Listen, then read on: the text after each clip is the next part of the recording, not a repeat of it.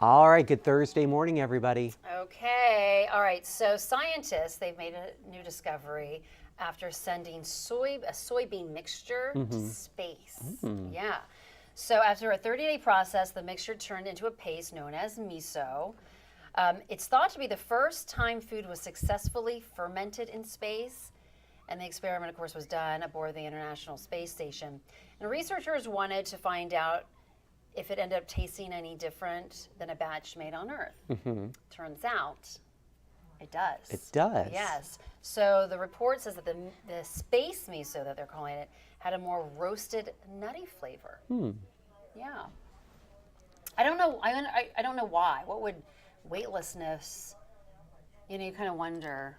I'm not sure of the science behind it, but Yeah. this could be an emerging industry, sending food up to space. I think people would buy it just to try it. Totally. Yeah. Yeah. Well, whenever I would go to like the Space Museum in D.C., I would always ask my mom to get the astronaut food that they sell in the gift store, which was like the ice cream. Yes. Love that. And the strawberries. So anyway. So yeah, I think you're right. Like if it's something from space, I would totally Try it out. Yeah. Now, we had recently did a story where they sent another food up in space. I can't remember what that was, you're though. right. That's true. I can't remember, but we were talking about whether it would taste different or not, and I guess they Yeah. weren't sure at the time. No, they weren't. Was it the miso? Maybe it was this. Maybe we now have our answer. Yeah, so maybe now it's back. Yeah. And It's back, I so- think it was the miso. Okay, Yeah. yeah. And so it turns out it does have a change in flavor. It's nuttier. Who knew? Who knew? So, All right. space miso. Coming to a menu near you. Yes. All right, thank you, Jennifer. Let's take a look at our local headlines this morning. Albemarle County Supervisor is putting some rules on data center construction. There's now a cap of 40,000 square feet. Still, some on the board thought the size restriction was too lenient.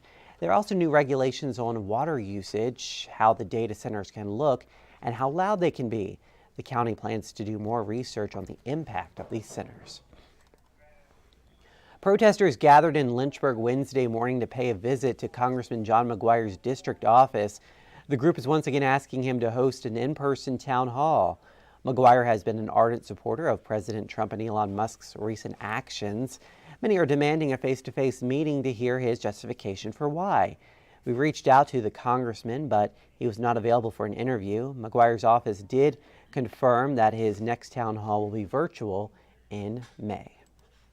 Newsweek has named UVA Health and Medical Center the #1 hospital in Virginia.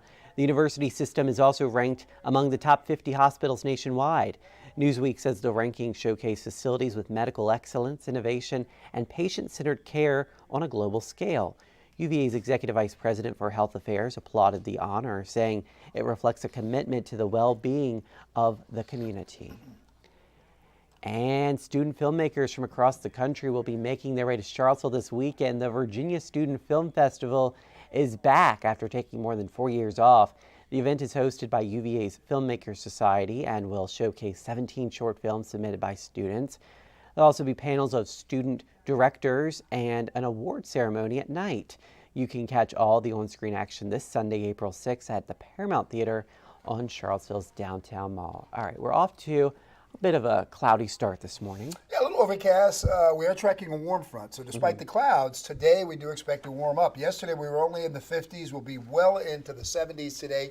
And just a good idea to keep the umbrella close by. Can roll out a few showers as temperatures get up to about 78. A morning shower chance on Friday, then an evening scattered storm will be possible as temperatures warm up to 80. Right now it looks like Saturday should be a dry day. Mostly cloudy and 85. And then as some of that energy moves east on Sunday, a better chance of scattered showers and thunderstorms will get up to 81 on Sunday. Morning showers followed by clearing sky Monday. Then we turn cooler, 63. Tuesday, only in the 50s with sunshine. Tuesday night, we'll see lows getting down to near freezing. And then for Wednesday, sunshine with temperatures in the 60s. So big temperatures change as we look ahead to next week. You were saying this morning you might need to issue a cuddle alert next week. Yeah, Maybe. Tuesday night. Tuesday night. Yeah, possibly for some frost and lower 30s. Yeah, so we're not out of the woods just Not yet. yet, We're no. cuddle alerts. All right, thank you, David. Let's take a live look now at Nashville, Tennessee. David, they're seeing some bad weather this morning. Yeah, they sure are. This is all part of that. The system is kind of stalled out to the west. Numerous reports of tornadoes.